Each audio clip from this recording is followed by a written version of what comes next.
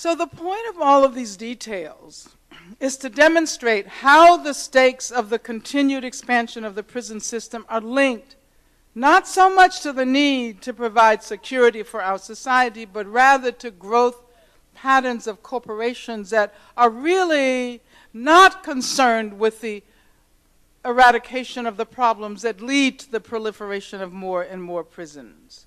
They, as a matter of fact, benefit from and profit from the ever-expanding prison population. And if we've seen the figures for the US, the figures are very similar all over the world.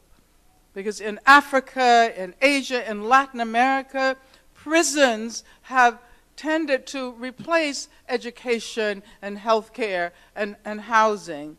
And of course, because the overwhelming majority of prisoners are people of color or people from the global south, these corporate stakes in this expanding apparatus of punishment relies on old structures and new structures of racism. Racism that has its roots in slavery, racism that has its roots in genocidal colonization of indigenous population. This racism lives on. There is structural racism that lives on despite the fact that people are aware of the need to change their attitudes, or at least the expression of their attitudes. But there's a whole reservoir of psychic racism in this country. And this is why we see so many comments that slip out, you know, all kinds of people now. It's happening everywhere. And their response is generally, I'm not a racist. I don't even know where that came from, right? When that woman, Kelly Tilligman on the Golf Channel was talking about Tiger Woods, right? And they were talking about the fact that he was so good that the younger golf players couldn't catch up with him.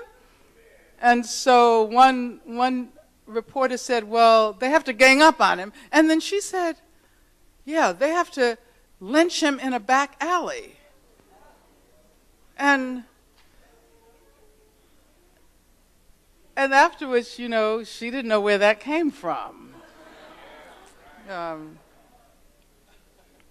So I think it's really important for us to recognize that the ongoing campaign against the prison industrial complex is a campaign against racism. I wanted to share with you a story about homophobia.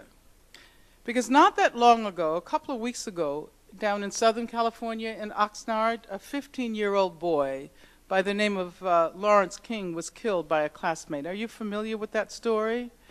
Some of you are. How many of you are familiar with it? Okay. How many of you heard about the campus killing in Northern Illinois University? See, almost everybody is aware of that. But this was a young man who had been bullied by a group of boys after he started wearing high-heel shoes and lipstick to school. And I've seen pictures of him, and he looks like he's a child of color.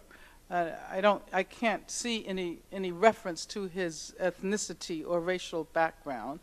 But the boy who killed him was a 14-year-old who walked into the school's computer lab and shot him twice in the head on February 12th.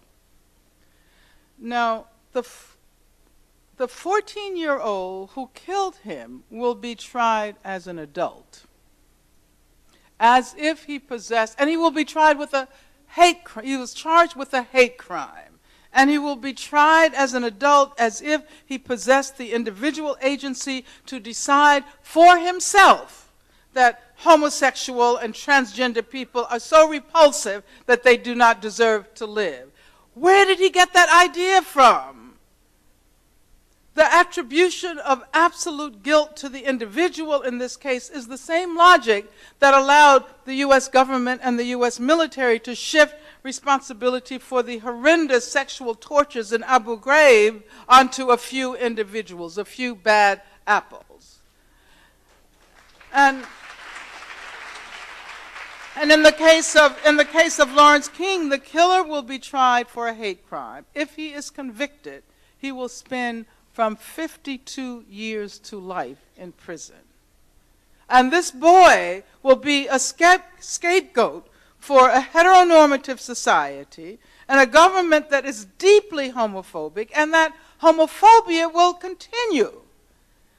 Moreover, if we rely on the prison system to solve the problem of homophobia, we are relying on a system that is complicit in the process that has rendered homophobia socially acceptable.